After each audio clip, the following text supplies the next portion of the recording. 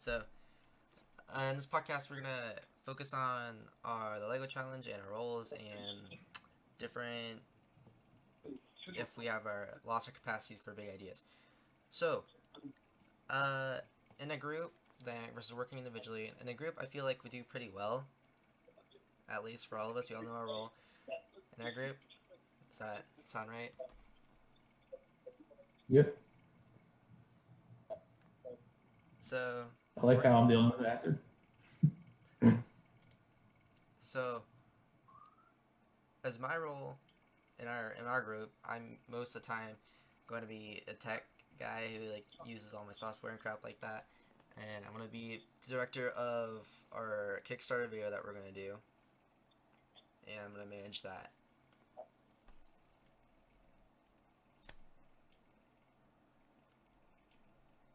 Cool. Yeah, I'm just. Go ahead, Bill. Sorry, I think we have a lag on here, so didn't mean to talk over you there. Yeah, I think I pretty much act the same way individually as I do during the class. I tend to just focus on what's the list of requirements for whatever it is I'm supposed to be doing, and just kind of hammer them out one at a time. And we have a really good group of people that has lots of diverse skills, so it makes it easy for us to jump in and all contribute. So I think it's really, really good. And then I think the only challenge we had is just communication, and we're kind of working that out with this conference call setup, and we'll continue to tweak that as we go forward. Oh, yes. And another thing that we're working out pretty well is just keeping on track. We have all the creative ideas, but then we get too wrapped up in that, talking about that a bit much. And then in order to get a bit more structure to it and make sure everybody's on task, but doing pretty well on that lately.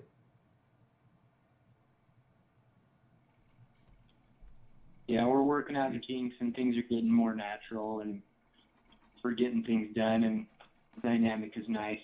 I don't know if we got it in that or not, but I like the creative aspect of everybody in the group and the different roles that they play, and add on to my opinion that's a little bit different from theirs as well. So everything we've done so far has turned out a lot different than if it were to be work that I'd done on my own. So it's kind of fun to see what we can make together. Yeah, definitely. Do we talk a bit more specific about the Lego challenge?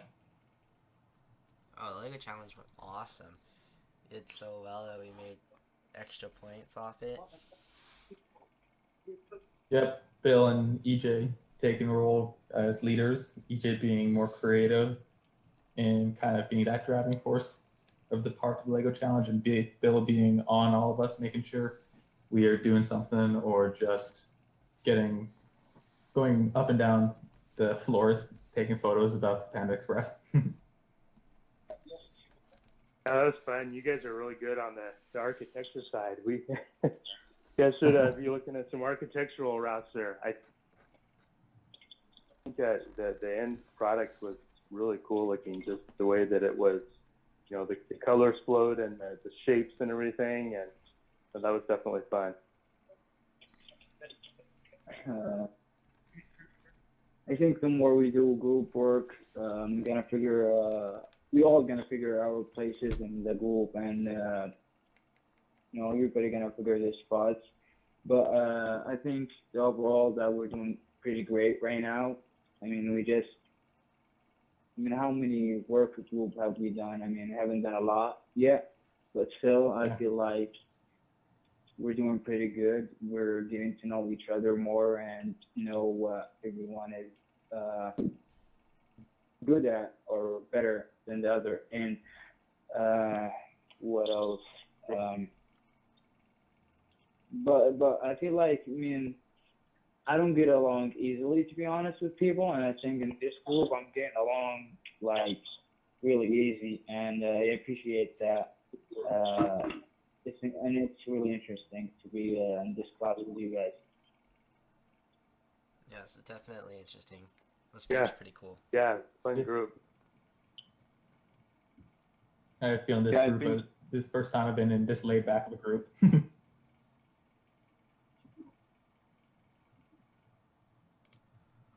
I've kind of been Awkward curious sounds somewhat after I what say the, something. what's that? Oh, okay. Nothing. I was just saying the awkward silence after I make that statement. I'm like, eh.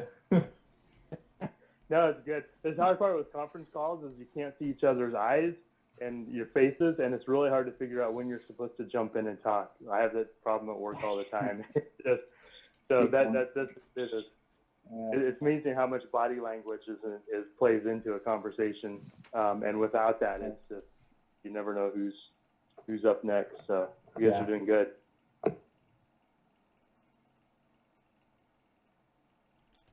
So do we want to talk about that? How about the next big ideas? So I know we talked about that a bit. You know, do you guys? It sounds like when we had this conversation before, we all agreed that. All I have to do is say that we don't think we lost our capacity for big ideas. We have all these different things that are coming in the future, like these huge things like better communication, better transportation, and like Space exploration. Exactly, we'll be able to like Planet colonize the moon colonization and stuff. Air shows. Definitely. I kind of want to get it out there about how the professor stated that maybe they aren't as big of things like many years ago, like when World War II and creating the atomic bomb or anything, or even just creating the internet in these last couple decades. But there's also something that I've been kind of thinking about. What do you guys think about some of the public education? Like, I went to public school all from kindergarten all the way up until middle school, until I went to high school, then I went to private.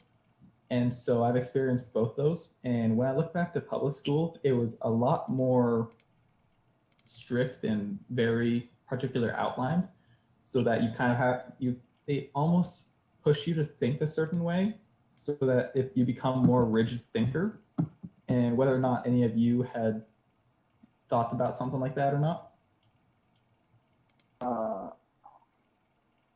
And that could potentially stop big things from happening if you aren't these that makes you lose creativity. Can you explain a little bit more?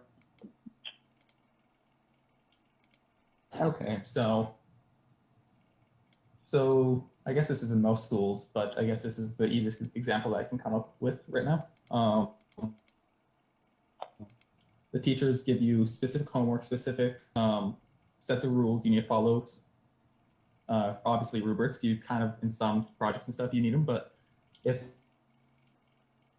you do it constantly, you'll always be thinking about, I need the rules, I need to think this way, kind of thing. Do you know what I mean? Yeah, Is that better or no? I don't know if that helped. Yeah, they don't really it makes reward sense.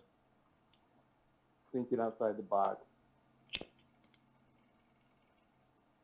Oh, this might be a better example. Okay, when I was in elementary school, one day they took out a piece of paper and they gave us a paper clip and said, okay, and then told us to write as many things down as this paper clip could turn into. And then I think I remember, like several years later, they redid it again. And I particularly remember that I didn't put as many things down. So I was just thinking about that. Yeah, I think you're spot on, because it feels like public schools to me reward the people that are really good at, coming to school, sitting in your desk, not moving for hours on end, and receiving specific information and then regurgitating exactly what you're supposed to. And creative people don't fit into that mold at all. So I totally agree that. I think it's just because public school, it has to be efficient. It's paid for by the government with very limited resources, and they have to, teach as many people as they can, as efficiently as they can. And the majority of people apparently can work like that. But I think the few people out there that are really creative and can come up with the greatest ideas and do the greatest things do the worst in that kind of environment. That's my opinion. All right. So who hasn't really said anything yet?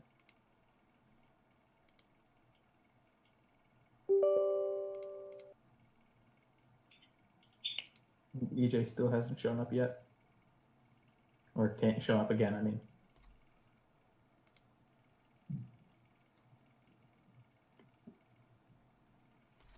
I think we've covered it though. Do we come up with enough? What are the next big ideas out there? Like what do you guys think are the big things that are coming? Obviously you have the whole car thing. Communication, You think we're gonna go to Mars? You think what's the big thing? Okay. What's that? communication and transportation. Let's see. Yeah. Here.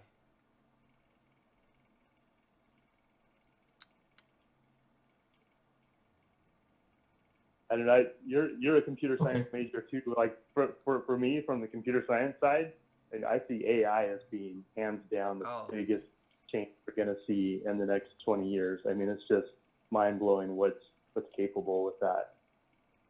Yeah. I don't think people realize what we've gotten into, honestly. Another thing, what do you guys think about supercomputers? Do you think they'll be more prominent and be more easily created? It maybe become normal eventually, What kind yes. of But I mean, supercomputers, much quicker processing speeds, more people have access to it rather than government or certain corporations that actually need it, especially in research and stuff. As soon as that can happen and a bunch of people can get their hands on this, it could probably do a lot more. Yeah, agreed.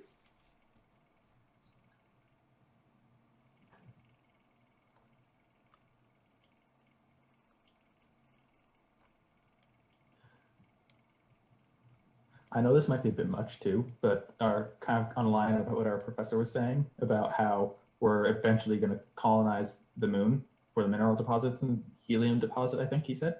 Do you think we could actually start colonizing other planets? Maybe eventually actually find Maybe if we like planet that can house life. I think there's been all sorts of stuff saying that, but they haven't really came up with anything concrete, or it's been light years away. Well, that kind of leads to my idea. If you think it's just teleportation, if we figured that out one day, it would change everything. Transportation and whatnot, but venturing beyond Earth and everything.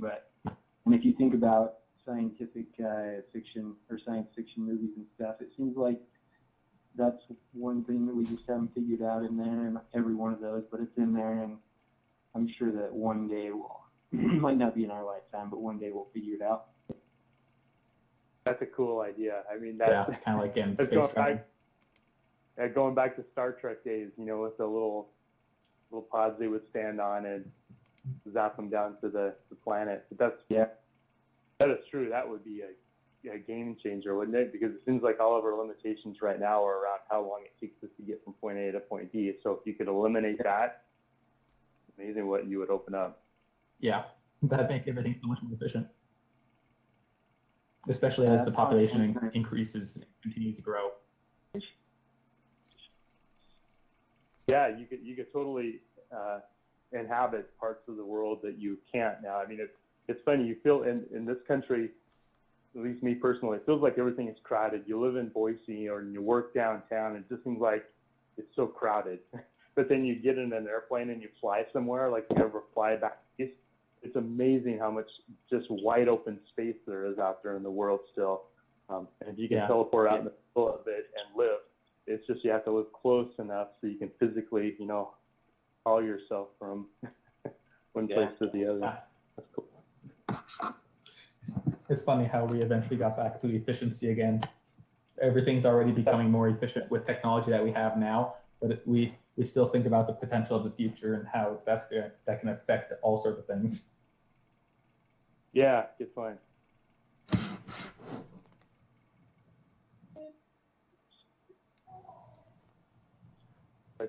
We might have enough that we can drill here. What was that?